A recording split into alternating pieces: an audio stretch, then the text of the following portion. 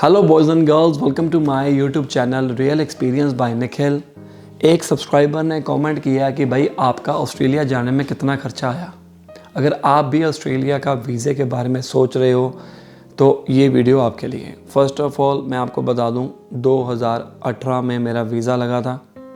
मेरी provisional PR थी सब क्लास 489। प्रोविज़नल पीआर के अंदर हमें यहाँ पर रहना पड़ता है 2 साल रीजनल एरिया में। मैंने एडिलेड आया था, 2 साल रेजिडेंसी प्लस 1 साल का स्टडी और आपको काम दिखाना है। वो काम चाहे आप अपना कर सकते हो या किसी के साथ जॉब करके, जिसके अंदर 35 आवर्स पर वीक के हिसाब से आपको दिखाना होता है और उस हिसाब से 1 साल पूरा।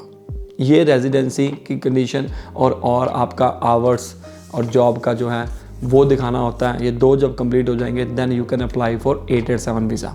अब ये वीज़ा बंद हो चुका हुआ है, तो मैं वीज़े के बारे में तो नहीं इन्फॉर्मेशन दे सकता, वो आप एक एजेंट से पूछ सकते हैं। अब कई बार क्या होता है ऑस्ट्रेलिया में जाने के लिए, अब ट्रेंड किस तरह से चल रहा है कि हमें बाहर जाना है। बाहर जाने के बहुत से तरीके हो सकते हैं, जिसमें से सबसे ज़्यादा जो लोग चूज़ करते हैं वो है student visa and permanent residency. इसके अलावा और भी होंगे।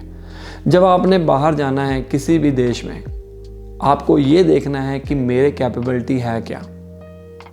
कैपेबिलिटी इन द सेंस, अगर आपके पास अच्छा खासा एक्सपीरियंस है तो क्यों आपने स्टूडेंट वीज़े के ऊपर आना। फिर तो आप पीआर लेकर आ सकते हो, सीधा आ सकते हो, वो डिपेंड करता है।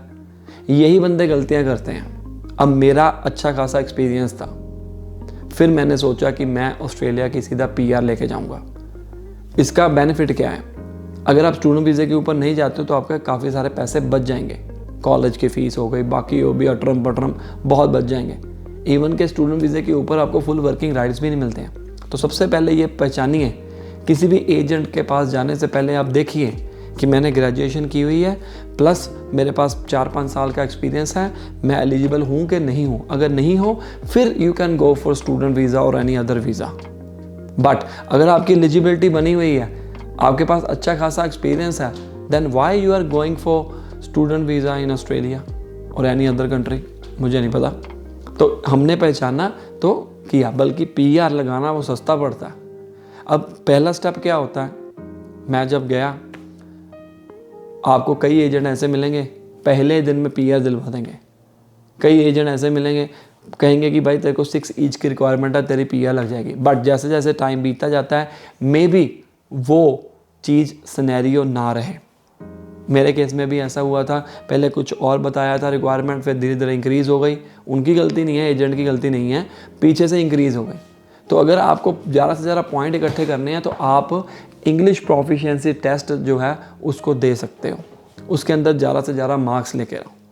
फर्स्ट स्टेप क्या होता है पीआर लेने का, सबसे पहले आपने ये देखना है कि आपकी ऑक्यूपेशन लिस्ट कौन सी है। आप जिसमें काम करते हो उसका जो आपकी डेजिग्नेशन है क्या वो उस स्टेट में है, पहला स्टेप ये है। दूसरा स्टेप, आपने अपनी असेसमेंट करवानी है।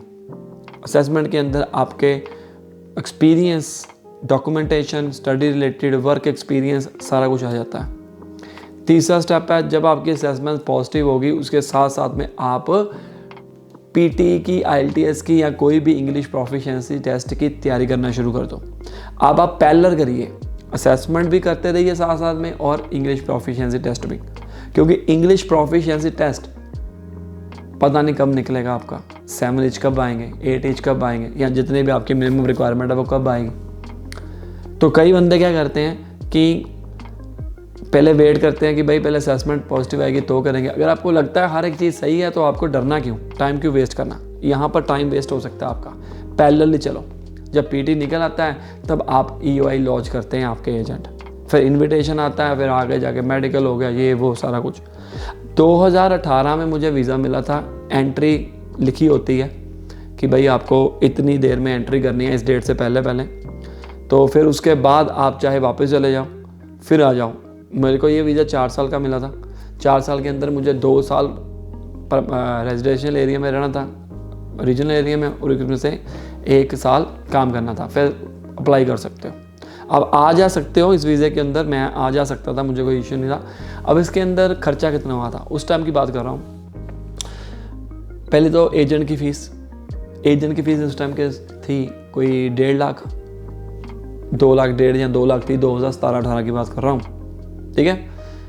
फिर उसके बाद पहला खर्चा शुरू होता है असेसमेंट के ऊपर। असेसमेंट अगर आप ACS से करवाते हो, IT वाले हैं, 25-30 हज़ार लगा था मेरा एक जाने का। मैंने अपनी वाइफ की भी कराई थी, उसका 25-30 हज़ार अलग। फिर उसके बाद PT, हाँ एक बार बताता हूँ, PT की कोचिंग हम प्रोवाइड करते हैं। अगर आप PT की क्लासेस लेना चाहते हो पूरे वर्ल्ड वाइड में, हमारा चैनल है Nikhil PT tips and tricks, और जलंधर में ब्रांच भी है, वहाँ पर विजिट कर सकते हो, हम कोचिंग भी देते हैं। PT ईजी है IELTS से। तो PT के ऊपर कितना पैसा लगा, कितनी देर में एग्ज़ाम पास होगा, वो अलग हो गया, वो मैं नहीं बता सकता हूँ। आज के डेट में 17,000 लगती है फ़ीस PT के एग्ज़ाम की। बाकी आप कोचिंग लेते हो या कितनी बार देते हो वो अलग है। हम कम रेट में भी PT का एग्ज़ाम बुक करते हैं सिर्फ इंडिया में, ओनली इन इंडिया। तो आप हमारे को कॉन्टैक्ट कर सकते हो मेरे दूसरे चैनल के ऊपर जाकर, नीचे आपको डिस्क्रिप्शन में मिल भी जाएगी सारी डिटेल्स चैनल की, ठीक है। तो फिर उसके बाद EOI, जो एजेंट लोग होते हैं वो पार्ट पेमेंट लेते हैं। पहले स्टार्टिंग पॉइंट के ऊपर कुछ पैसे ले लिए, प्रोसेस शुरू कर दिया, स्टार्टिंग के ऊपर ले लिया इस तरह से, ठीक है। फिर EOI, फिर डिपेंड करता है आपकी फैमिली कितनी बड़ी है। उस टाइम के ऊपर मेरा $4,000 एक लगा था, फिर हाफ वाइफ का 2,000, हाफ मेरे बच्चे का, कोई अप्रॉक्सीमेटली कोई लगा के चलो 4, 6, 2, 8,000 $, 4 लाख तो सरकारी फ़ीस हो गई।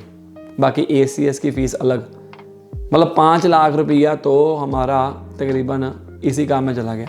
और बाकी एजेंट की फ़ीस 6-7 लाख का हो गया सारा सिस्टम, ठीक है। तो इतने में हमने परमानेंट रेजिडेंसी अप्लाई की, प्रोविजनल PR मिल गई। फिर उसके बाद जब वीज़ा आया तो मैं यहाँ पर एंट्री करके वापस चला गया। यहाँ पर जो मुश्किलें देखी, प्रॉब्लम्स आई, तब मैंने सोचा कि यार जो मेरे को प्रॉब्लम आ रही हैं वो लोगों को ना आए, तब मैंने ये चैनल स्टार्ट किया। फिर 2019 में मैं सेटल हो गया यहाँ पर आकर।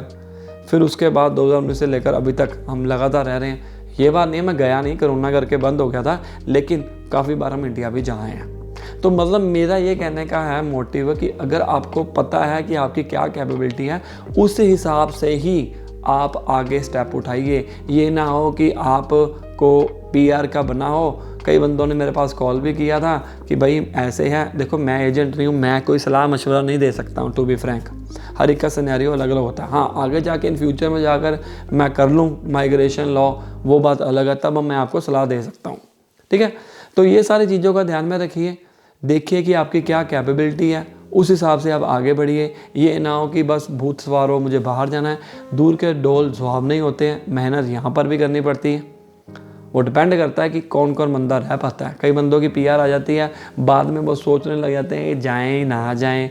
कई बंदे ऐसे हैं जो गवर्नमेंट जॉब करते हैं, अच्छी खासी जॉब करते हैं, वो वीज़ा आ जाता है तब सोचने लग जाते हैं कि भाई जाएँ कि ना जाएँ। पहले आप यहाँ पर आकर देख सकते हो सिनेरियो कि आपको काम करना पड़ेगा। यहाँ पर काम तो आप वहाँ भी कर रहे हो, लेकिन यहाँ पर आपको 2 गुना करना पड़ेगा, क्योंकि यहाँ पर हर एक चीज़ रेंट के ऊपर है। इंडिया में अगर आपका अपना घर है फिर भी किस्त जाती होगी, किस्त तो आप अगर दे रहे हो वो आपका अपना घर ही बन रहा है, ठीक है। लेकिन यहाँ पर रेंट के ऊपर कुछ भी नहीं आएगा। तो ये सारा सिनेरियो है। अगर आपका वीज़ा लग जाता है, यहाँ पर आकर देखो, अच्छा लगता है ठीक है, नहीं तो वापस चले जाओ, क्या दिक्कत है। हर एक का अपना अपना ओपिनियन होता है। All the best. एंड कोई कमेंट है, कुछ पूछना चाहते हो, नीचे कमेंट कर दीजिए, हम उसके ऊपर वीडियो बना लेंगे। All the best.